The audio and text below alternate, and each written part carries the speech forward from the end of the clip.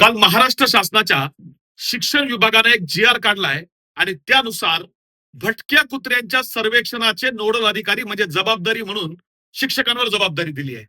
खर तर भारत हा जगातला एकमेव दुर्दैवी देश आहे ज्या देशामध्ये शिक्षकांना कुठल्याही प्रकारची किंमत दिली जात नाही हे आत्ताच्या आदेशावरून दिसतंय. कारण खिचडी त्यांनी शिजवायची, मतदान याद्या त्यांनी बनवायच्या, मतदान त्यांनी करायचं, शासकीय योजना त्यांनी घरोघरी पोहोचवायच्या, त्यांनी वेगवेगळ्या रुग्णांची जबाबदारी त्यांनी घ्यायची. म्हणजे शाळा बाह्य 100 पेक्षा जास्त जबाबदाऱ्या या शिक्षकांवर असताना आता भटक्या कुत्र्यांच्या सर्वेक्षणाची जबाबदारी जर तुम्ही शिक्षकांवर टाकणार असाल तर त्यांनी शिकवायचं कधी हा सगळ्यात मोठा प्रश्न आहे.